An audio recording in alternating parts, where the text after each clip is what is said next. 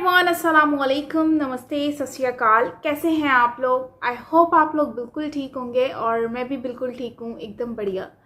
आज की वीडियो पे हम रिएक्शन देंगे। वीडियो का टाइटल है पुष्पेंद्र कुलश्रेष्ठ।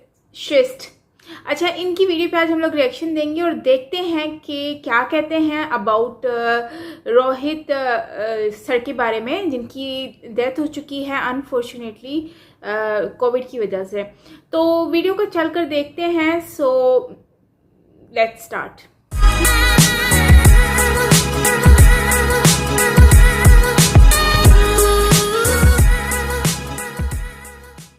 1 2 3 गो। और इसीलिए रोहित सरदाना नाम के एक एंकर को पूरे देश में उसके खिलाफ माहौल चल रहा है। कोई 10 करोड़ रुपए कह रहा है उसका सर लाओ, कोई 1 करोड़ कह रहा है, पता नहीं सरदाना का सरना हो गया, पता नहीं क्या हो गया।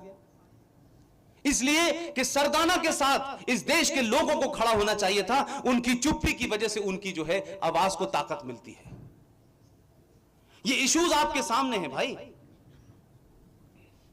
आप सब्जेक्ट तय करते हैं कि हम फिजिक्स पढ़ेंगे, केमिस्ट्री पढ़ेंगे, ये पढ़ेंगे, वो पढ़ेंगे, सब पढ़िए। थोड़ी देर हिंदुस्तान के बारे में भी जानिए, अपने पड़ोसी के बारे में भी जानिए कि हम किस दौर से गुजर रहे हैं। और आप अगर इस दौर में खामोश रहेंगे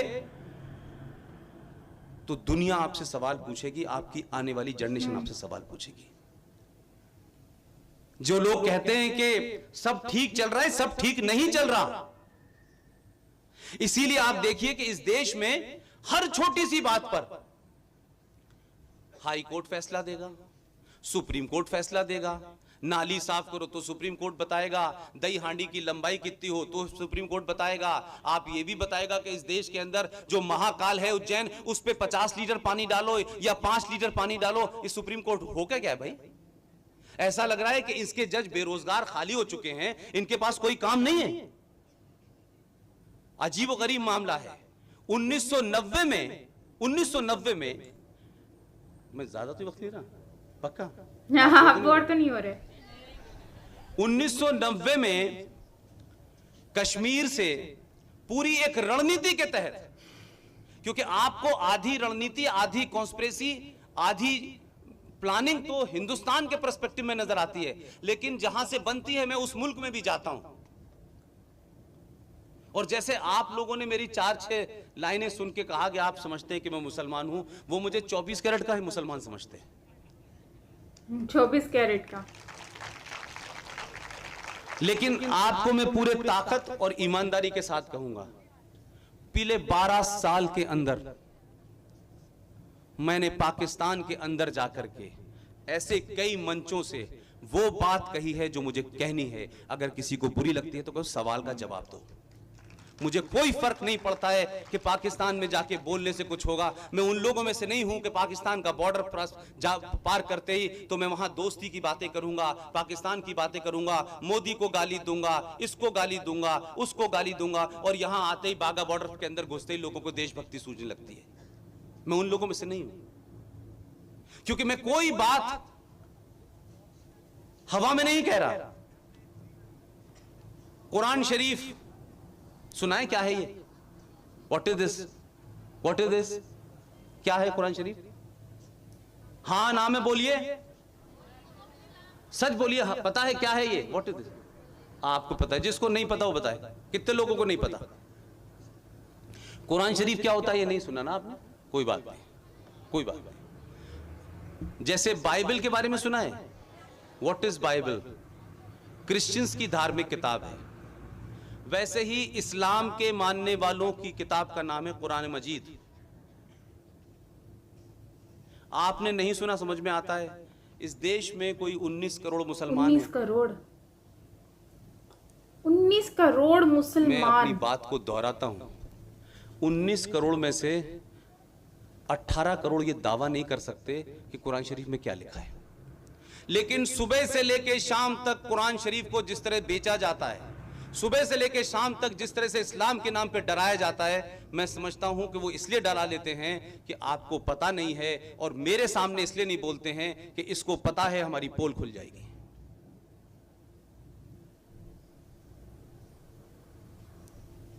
आपका न बोलना, और इस देश की जुडिशरी को अजीबोगरीब चीजें याद आती हैं।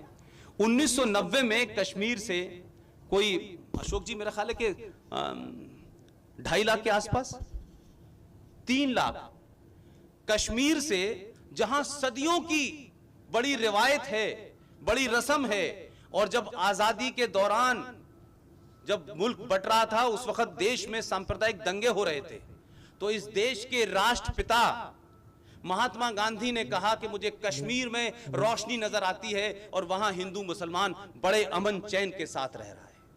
अगर वो रोशनी सही में नजर आई थी गांधी जी को, तो आज हिंदुस्तान में अगर कोई हिंदू मुसलमान के नाम पे, हिंदू पंडित के नाम पे, इंडिया एंटी इंडिया के नाम पे अगर सबसे ज्यादा लोग मारे गए हैं, सबसे ज्यादा आग लगी है, तो वो कश्मीर है। तो मुझे शक होता है कि गांधी जी को कौन सी रोशनी नजर आई थी। अगर एक बड़ा लीडर, इतने कद्दावर लीडर को अगर आज से आने वाले 10 दिन का नहीं पता, तो उसे राष्ट्रपिता होने का कोई अधिकार नहीं है। यह कैसा राष्ट्रपिता है भाई हमारा, जिसको यह ध्यान नहीं दिया, जिसको यह समझ नहीं आया कि जहां रोशनी सबसे ज्यादा नजर सेकुलरिज्म की आ रही थी, वो 70 साल में ऐसा क्या किया कि लगातार कश्मीर के हिंदू उसकी कीमत देते रहे, एक के बाद एक वहां पर आपको कंसेशन देते रहे। 3 बड़े फ्रॉड हिंदुस्तान के अंदर, संविधान के अंदर जुडिशरी ने खामोशी के साथ होने दिए। इस देश के प्राइम मिनिस्टर से लेके, होम मिनिस्टर से लेके सरकारें आई चली गई, लेकिन उन फ्रॉडों को कभी हटाया नहीं गया। उसके बावजूद भी उस जगह आज सबकी आंखों के सामने, सबको पता है पूरी दुनिया में कि कश्मीर से जिन पंडितों को आपने रात के अंधेरे में कत्ल किया, मारा, और मस्जिदों से नारे लगाए गए कि कश्मीरी मर्दों को मार दो, इनकी जवान लड़कियों और औरतों को रख लो। ये नारे मैं नहीं कह रहा, पूरा कश्मीर उन नारों से गूंज रहा था और मस्जिदों से नारे लगाए जाते थे। ये शर्म की बात है और हम चुपचाप हैं। वो लोग टेलीविजन पे आरएसएस जैसे आदमी की बारे में सवाल उठाते हैं, कोई हैदरी है, कोई बाबरी है। ये कौन लोग हैं भाई? थोड़ी देर के लिए तसव्वुर कीजिए, इमेजिन कीजिए कि क्या आप इस प्रांगण में जिसमें आप पढ़ते हैं, जिसमें यहां का पूरा इंस्टीट्यूशन के तमाम सो लोग आपके को क्या सुविधा देनी चाहिए, कितनी देनी चाहिए, कैसे देनी चाहिए, ये शायद पूरा मैनेजमेंट इसी काम में लगा होगा, और आप इसी इंस्टीट्यूशन के खिलाफ खड़े होकर कहें कि हम तेरे टुकड़े कर देंगे इंशाल्लाह इंशाल्लाह। यह मुमकिन है? लेकिन इस देश में जेएनयू से लेके जादवपुर, जादवपुर से लेके हैदराबाद, खुले आम लोग कह रहे हैं भारत तेरे टुकड़े होंगे इंशाल्लाह इंशाल्लाह, और तर्कों से टेलीविजन पे उन्हें बचाया जा रहा है, समझाया जा रहा है नहीं वो ऐसे लोग थे, वो भटके हुए लोग थे, जेएनयू में भटके हुए लोग पढ़ते हैं, ये मुझे पहली बार पता चला। तो ये क्या है? इस देश में ऐसी ऐसी बातें करो, जैसे कहते हैं ना कि पानी की में कितनी तर्क है, उसमें पत्थर फेंको तो लहरों से पता चल जाता है कि पानी कितना जोर का उबलेगा। ये पत्थर फेंके जा रहे हैं पिछले कई सालों से। इस देश की मेजॉरिटी के तहम्मुल, उसके पेशेंस, उसके उसके उसके उसके क्या हिंदी में कहते हैं, धैर्य को, वेरी करेक्ट, उसके पेशेंस के आप इम्तिहान ले रहे हैं। पहली बार किसी सरकार ने ये जो 16-17 फ्रॉड थे, हुर्रियत कॉन्फ्रेंस जो 1993 में बनी, उसको उस भाषा में जवाब दिया जिसको 70 साल पहले दे देना चाहिए था। और यही वजह है कि बहुत सारे दिल्ली के अंदर सेकुलर मुनाफिक मक्कार जगह जगह घूम रहे हैं। देखिए साहब, बच्चों पे गोली मारी जा रही है, देखिए बच्चों को मार दिया आपने, पूरी दुनिया में यहां से लेके यूएनओ तक जा रहे हैं। इन लोगों को याद रखना चाहिए कि आजाद भारत के अंदर तमिलनाडु का कोई छात्र अगर यहां बैठा हो, तमिलनाडु के अंदर एंटी हिंदी मूवमेंट चला था और अन्ना दुरई ने मशीन गन से गोली चलवाई थी। उन लोगों को तक तकलीफ नहीं हुई थी। माओइस्टों के ऊपर गोली चलती है तक तकलीफ नहीं होती है, लेकिन जो लोग भारत की रिट को चैलेंज करते हैं, जो आर्मी पे हथियार उठाते हैं, जो रिटायर्ड फौजी को मार देते हैं, जो काम करने वाले पुलिस वाले को मार देते हैं, उनके हक में हमारे देश के ह्यूमन राइट एक्टिविस्ट आ जाते हैं। इसलिए मैं कह रहा हूं ये नए नए नाम हैं, ह्यूमन राइट्स, पॉलिटिकल एक्टिविस्ट, मासूम, भटके हुए, इन तमाम लोगों को एक खास किस्म का इंटेलेक्चुअल तबका प्रोटेक्शन देता है। और उसकी वजह से कन्हैया इस देश में पैदा हो जाते हैं जिनके घर की आय 3,000 रुपए होती है और वो हिंदुस्तान के हर कोने में जहाज से जा जाके भाषण दे रहा है। ये कौन लोग हैं जो उसको पीछे से पैसा प्रोवाइड करा रहे हैं? ये कौन लोग हैं कि जो कन्हैया को घुमा घुमा के देश के अंदर एक खास वर्ग को तैयार कर रहे हैं? हम उनको जानना नहीं चाहते। मैं चाहता हूं कि आप जानिए उनको। ये ताकतें बहुत खतरनाक हैं। 3 तलाक के बारे में सुना है कभी आपने? क्या है 3 तलाक? Tell me. एक बात बताएं ताकि आपका कंफ्यूजन दूर कर दूं। तलाक का मतलब आप समझते हैं कि तलाक तलाक तलाक तलाक हो गया, यही है ना? ये बहस क्या, मुद्दा क्यों है भारत में? भारत सरकार कानून ला रही है, कोर्ट बना रही है, और कोर्ट इस देश की पहली बार मुझे 70 साल में इतनी सेकुलर नजर आई, उससे पहले कभी नजर नहीं आई मुझे। उन्होंने कहा हम ट्रिपल तलाक पे बात तो सुनेंगे, लेकिन 5 जज बनाएंगे और खोज खोज के 5 जज जो हैं अलग अलग धर्मों के लाए जाएंगे। ये मुझे पहली बार पता चला कि अगर वो अलग अलग धर्मों के नहीं होते तो फैसला गलत होता, क्योंकि उसमें हर धर्म का आदमी है, इसलिए फैसला सही होगा। ये कोर्ट का काम है। सन 1990 में कश्मीर से 2.5 लाख 3 लाख हिंदू पंडितों को मार करके भगा देने पे कोर्ट से जब यह कहा गया कि इस पे हम चाहते हैं कि आप सुनवाई करें, तो भारत की सुप्रीम कोर्ट कहती है कि अब उसका कोई रिकॉर्ड नहीं है, उस पे नहीं बात हो सकती, उसको छोड़ दीजिए। लेकिन यही कोर्ट 1984 के दंग, जो सरदारों का जो कत्ल हुआ दिल्ली में, उस पे सुनवाई कर रही है। और यही सुप्रीम कोर्ट ने तो कमाल उस वक्त कर दिया जब उन्होंने कहा कि हम जो है गांधी जी की हत्या कैसे हुई थी इस पे भी पुनर्विचार करेंगे। तो गांधी जी जो थे 1990 से पहले मरे थे और कश्मीर 1990 के बाद हुआ था। ये देश में जो सुप्रीम कोर्ट का हाल ये है भाई। मैं कोई कंटेम्प्ट ऑफ कोर्ट की बात नहीं कर रहा, और ये कंटेम्प्ट ऑफ कोर्ट बहुत सुनता था मैं, लेकिन उस दिन से मेरे अंदर कंटेम्प्ट ऑफ कोर्ट का डर निकल गया जब इस देश की सुप्रीम कोर्ट की 5 जजों ने 6 महीने तक चलने वाले एक मुकदमे को दिन रात सुबह शाम भारत के राष्ट्रपति की मर्जी पिटीशन खारिज हो जाने के बाद रात के 5 बजे तक उस देशद्रोही को, उस ऐसे आदमी को जो इस देश में 300 लोगों का कातिल था, उनकी हत्याओं का जिम्मेदार था, उन बम धमाकों का मास्टरमाइंड था, उस याकूब मेनन को जब सुबह 5 बजे फांसी हो जाती है तो पता ही चलता है कि उस फांसी के बाद एक बड़ी डिबेट में जिसमें एक एक्स जज भी बैठे हुए थे, माफ कीजिएगा, वो ये कहते हैं कि याकूब मेनन हम शर्मिंदा हैं और तेरे कातिल जिंदा हैं। तो उसका कत्ल किसने किया था? उसको भारत की सुप्रीम कोर्ट ने कॉन्स्टिट्यूशन के तहत, जुडिशरी के तहत तमाम मदद देने के बाद उसको दोषी पाया और उसको फांसी दे दी। तो जब वो जज बैठा हुआ था एक्स, जब उसको इस बात का कोई मलाल नहीं था कि चंद लोग खड़े होकर कह रहे थे कि तेरे कातिल जिंदा हैं, तो भाई सुप्रीम कोर्ट के जज जो हैं वो कातिल हैं।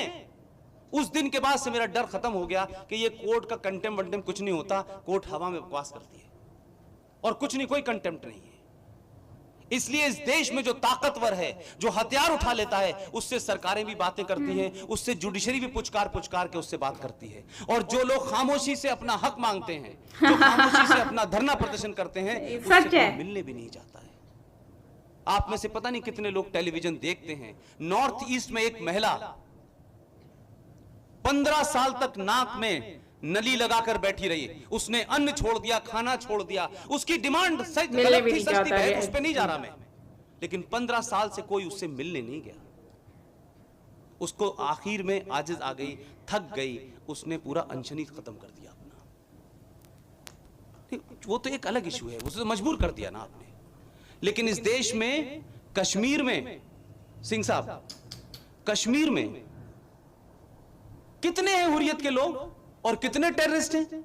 अभी आप कह रहे थे कि 93 इलाके के अंदर शांति है, वहां जो 7% इलाका है, कुछ 2 या 3 डिस्ट्रिक्ट के लोग हैं, और वो लोग सुबह से लेकर शाम तक भारत को तोड़ते हैं। हमारे फौजी मारे जा रहे हैं, हमारे रिसोर्सेज जा रहे हैं, हम लगातार उनकी वजह से हम पाकिस्तान से कनेक्टेड हैं। लेकिन कोई सरकार इस देश में आई और चली गई, हर सरकार ने हुर्रियत के लोगों से, जो इस देश के खिलाफ हैं, इस देश के खिलाफ हथियार उठा करके जंग करने वाले लोग हैं, इस देश के पासपोर्ट को नहीं मानते, इस देश के संविधान को नहीं मानते, जो भी जाता है वो उनसे बात जरूर करता है कि ये साहब बहुत इंपॉर्टेंट लोग हैं। चंद गुंडे जो हैं किसी जगह को यरगमाल बना दें, उसको हाईजैक कर लें, तो सरकारें उसके पास जाती हैं। लेकिन जो शांति से बात कहता है, जो समझदारी से बात कहता है, और उन कश्मीरी पंडितों से कोई मिलने नहीं जाता जो दिल्ली की सड़कों के ऊपर फुटपाथ पे अपनी जिंदगी जी रहे हैं, इसलिए कि वो हथियार नहीं उठा रहे। कई बार तो सिंह साहब ने कहा कि भाई अगर 2.5 लाख लोग थे और उन्हें मारा जा रहा था, तो अगर 100 कश्मीरी पंडित भी हथियार उठा लेते तो ये नतीजा नहीं निकलता। सही बोल रहे हैं। तो यही बात है कि अगर देखिए, हम लोग हमेशा यही सोच रहे होते हैं कि वो इतने सारे लोग हैं, अगर हम लोग मतलब हम पे हावी होंगे तो नुकसान पहुंचाएंगे, लोग डर के भाग गए। लेकिन अगर खुद से भी वो कोशिश करते, कश्मीरी पंडित जो हैं उन लोगों के साथ वैसे इतना बुरा हुआ, अगर वो खुद से भी कोशिश करते तो माइट भी उनके साथ कुछ अच्छा हो सकता था, वो अपने आप को सेव कर सकते थे, प्रोटेक्ट कर सकते थे। तो खैर उस वक्त की सिचुएशन वो लोग ही जानते हैं, हम लोग तो सिर्फ बातें ही कर सकते हैं यहाँ पर। बाकी पुष्पेंद्र सर जो हैं वो हमेशा से ही राइट पे बात करते हैं, रियलिटी पे बात करते हैं, तो उनकी बात सुनने को भी दिल करता है और अच्छा भी लगता है, और एक्यूरेट बात कर रहे होता है। तो मुझे उनकी बातें अच्छी लगती हैं। आई होप कि आपको भी उनकी स्पीच अच्छी लगी होगी। सो बात उन्होंने जो मेन की है वो सुप्रीम कोर्ट पे मैं खैर फर्स्ट ऑफ ऑल बात करूँगी कि हमारा जो भारत हो या पाकिस्तान हो, इन्होंने तो पाकिस्तान की नहीं भारत की बात की है, बट मैं पाकिस्तान को भी इंक्लूड करना चाहूँगी इसमें, कि हम लोग हमारी जो ये जज वाली जो कम्युनिटी है, मतलब कि ये अदालत का जो सिस्टम है यार, ये चीज़ें ना ये लोग पता नहीं फैसला करने में देर क्यों कर देते हैं। अच्छा, जहाँ पर फैसला करना चाहिए वहाँ पर ये गौर व फिक्र करते नहीं हैं, जहाँ पर इनको फैसला नहीं करना चाहिए, जिनको मतलब कि जिनके हक में होना चाहिए उनके हक में नहीं होता। मजलूम जो है वो मारा जाता है और जो गुनहगार होता है वो बच जाता है, और ये रियलिटी है। और आजकल पैसा बोलता है तो पैसे के ऊपर ज़्यादा फोकस किया जाता है। जैसे कि अब गांधी जी जो हैं उनकी इतना अच्छा खास रोल था नहीं, उन्होंने इतना कुछ किया नहीं, बल्कि उन्होंने मेरी नज़र में तो उन्होंने जो भी किया वो बर्बाद ही किया है। और जो भी है सरदार वल्लभ भाई पटेल जो हैं उन्होंने किया, और जो है वो क्या नाम है उनका, नाम मेरे जहन से निकल गया है। खैर इन सब का जो रोल है वो सारा रोल उन लोगों का था, लेकिन मेन चीज़ कौन आ गए, ये लोग आ गए। अब उसमें यार एक नाम, बहुत अच्छा नाम है उनका, मेरे जहन से निकल रहा है उनका नाम, जबकि उनका रोल बहुत अच्छा था, उनको गॉडफादर ऑफ इंडिया भी कहा जाता है। एनीवेज आप लोग मेंशन कीजिएगा कमेंट बॉक्स में, बिकॉज मेरे माइंड से निकल रहा है अनफॉर्चुनेटली। अच्छा, बॉस करके कुछ नाम था।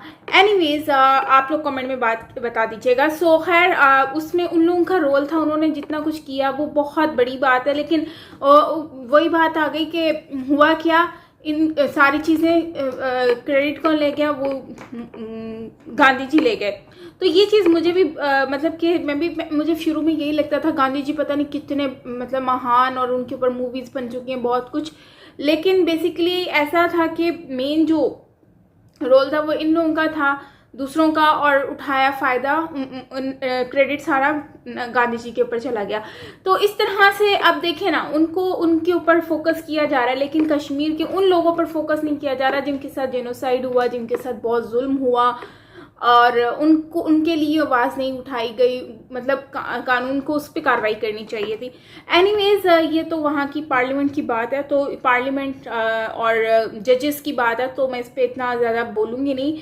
कुरान पाक पे इन्होंने बात की है। कुरान पाक जो है वो क्या है, तो कुरान पाक बेसिकली किताब है जो कि जैसे कि भगवत गीता है हिंदुज़म में, और बाइबल है क्रिश्चियन कम्युनिटी में, और मुस्लिम जो है वो उनका कुरान पाक है। कुरान पाक के भी डिफरेंट लैंग्वेजेस में भी आता है, लेकिन अब इन्होंने जो इनका मेन फोकस था वो यही था कि कुरान पाक जो है वो बेसिकली जो है, अब भारत में अगर 21 करोड़ लोग भी रहते हैं या 19 करोड़ भी रहते हैं तो उनमें से मतलब कि सिर्फ मतलब कि 18 करोड़, अगर सपोज दैट 21 करोड़ लोग रहते हैं तो उसमें भी जो है ऑलमोस्ट 18 करोड़ लोगों को तो आइडिया ही नहीं होगा कि इसमें लिखा हुआ क्या है या फिर इसमें क्या क्या चीज़ें हैं। तो ये बात रियलिटी है, कोई पढ़ता नहीं है, समझता नहीं है, बस सेल करने में लगे हुए होते हैं, नाम बस होता है कि इस्लाम इस्लाम इस्लाम, लेकिन देखें पढ़ेंगे नहीं समझेंगे नहीं तो पता कैसे चलेगा चीज़ों का। और काफ़ी लोग तो पढ़े भी नहीं होते, उनको तो पता भी नहीं होता कि कुरान पाक में लिखा हुआ क्या है, उन्होंने कभी कुरान पाक को खोल कर ही नहीं देखा, उनको पता ही नहीं है। तो इस तरह से भी लोगों को मैंने देखा है।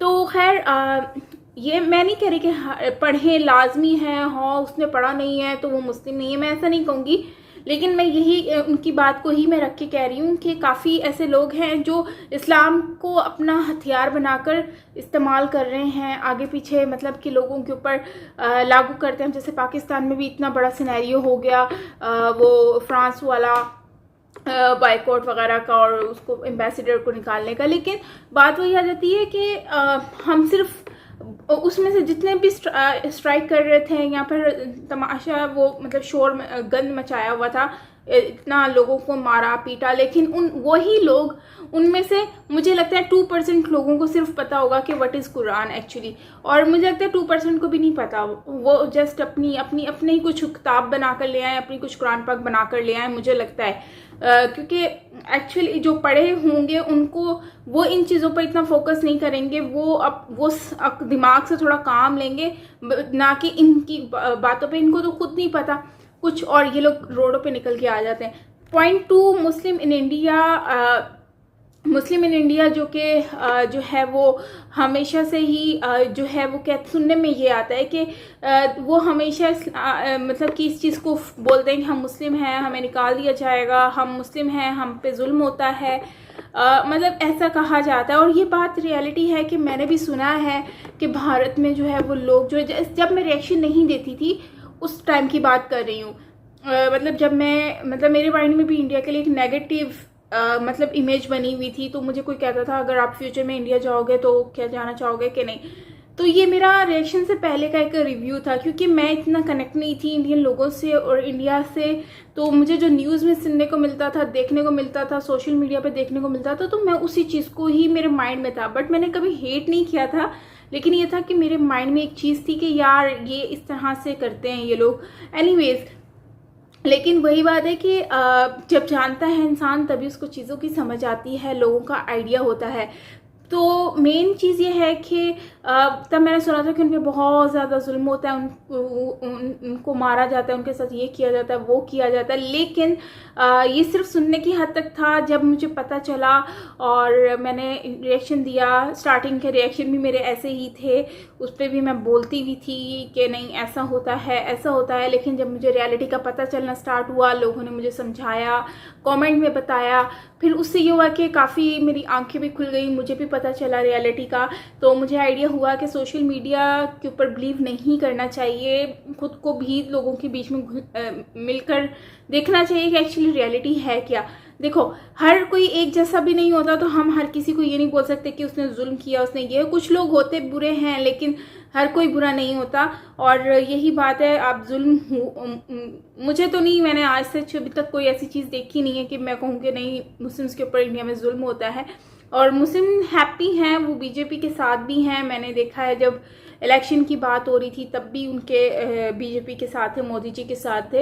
एंड तीन तलाक की बात की जा रही है, तो 3 तलाक यार एक ऐसी बात है कि 3 बार किसी ने तलाक का बोल दिया तो तलाक हो जाती है। अब एक चीज़ ये भी मैंने सुनी थी कि फ़ोन पे भी तलाक हो जाती है। भाई फ़ोन पे कैसे हो जाती है? किसी ने बातों बातों में गुस्से में कह दिया, लड़ाई हो गई, बात फ़ोन करके कह दिया हाँ भाई तलाक, मैं तुम्हें तलाक दूंगा, तो इससे भी सुना है कि तलाक हो जाती है। खैर इस तरह का मैंने देखा भी 1-2 सीन, लेकिन मुझे लगता है कि ये चीज़ बहुत गलत है, ऐसा नहीं होना चाहिए। देखिए आप लड़ाई में गुस्से में अगर ऐसा बोल देते हैं और वो तलाक हो जाती है तो ये मुझे लगता है कि ये नहीं होना चाहिए। और इंसान है, इंसान से गलती हो जाती है, उसके मुंह से भी निकल जाता है। तो फ़ोन को भी आजकल ये तलाक का जो है वो सिस्टम जो है मुझे नहीं लगता कि ऐसा होना चाहिए। ये नाइंसाफ़ी हो जाती है दोनों तरफ से। आप देखें ना, अगर एक बंदा फ़ोन पे बात करते करते उनकी लड़ाई हो जाती है और वो गुस्से में आके तंग होकर उसके मुंह से निकल जाता है तलाक दे रहा हूँ, तो इसका मतलब क्या वो तलाक हो गई? तो फिर यह है कि वो तलाक दे देते हैं। लेकिन ऐसा नहीं होना चाहिए। और 3 तलाक का मतलब ये नहीं है कि आप बस मुंह से बोलो कि तलाक तलाक तलाक तलाक हो गई, ऐसा नहीं होना चाहिए। इसका सही है, गवर्नमेंट ने रूल निकाला है, क्योंकि आजकल ये ट्रेंड बनता जा रहा है तलाक तलाक। और दूसरी पसंद आ गई तो पहली को 2-3 बार बोलो तलाक तलाक तलाक। और जो इतनी मेहनत से शादी की, इतना पैसा लगा के और इतने दिन ज़ाया किए शादी के खर्चों में और शादी करने में, मेहंदी और बारात और ये वो, और तलाक देने में 2 मिनट भी नहीं लगा है, सॉरी 1 मिनट भी नहीं लगता। तो ये चीज़ गलत है, ऐसा नहीं होना चाहिए। और मेरे ख्याल से गवर्नमेंट ने सही फैसला किया है और मुझे ये चीज़ अच्छी लगी। और आई थिंक इस तरह का कानून होना चाहिए ताकि हमारी जो फीमेल्स हैं स्पेशली वो सेफ हो सकें, प्रोटेक्ट हो सकें। और इवन दो मैं तो ये समझती हूँ कि दूसरी शादी पे भी पाबंदी होनी चाहिए मेरे नज़रिए में। आप लोग या फिर वो तो मेरे कहने पे तो कुछ होगा नहीं, जाहिर सी बात है। मैं तो सिर्फ बोल सकती हूँ, अपना पॉइंट ऑफ व्यू दे सकती हूँ। तो मेरे अकॉर्डिंगली दूसरी शादी पर भी बैन होना चाहिए, क्योंकि दूसरी शादी के चक्करों में ही मोस्टली जो लोग हैं, मर्द हजरात, वो डाइवोर्स का चक्कर चलाते हैं। और फीमेल भी स्पेशली आजकल यही कर रही हैं कि कोई और पसंद आ गया तो शौहर को कह दिया कि ठीक है, उससे लड़ाइयाँ डाल दी ताकि उसको मजबूर कर दो वो खुद ही शादी तलाक दे दे।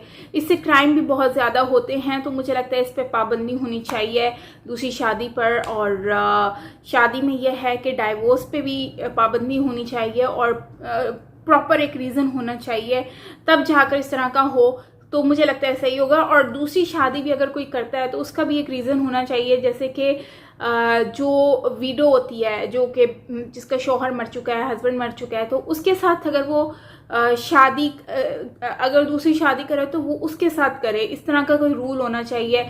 या फिर कोई जो है वो, हाँ ऐसे ही हो सकता है, या फिर कोई अपाहिज है या फिर कोई ऐसी औरत जो कि बहुत ही ज़्यादा नीडी है, उनके साथ अगर वो शादी करते हैं तो मुझे लगता है कि ये ज़्यादा बेस्ट ऑप्शन है, बजाय इसके कि हम कहें कि वो अनमैरिड लड़की से शादी कर ले। और आजकल लोग जो हैं वो अनमैरिड से ज़्यादा करते हैं और बेचारी जो विडो होती हैं उनको कोई पूछता भी नहीं है। तो आई थिंक ये बेस्ट ऑप्शन होगा अकॉर्डिंग टू मी।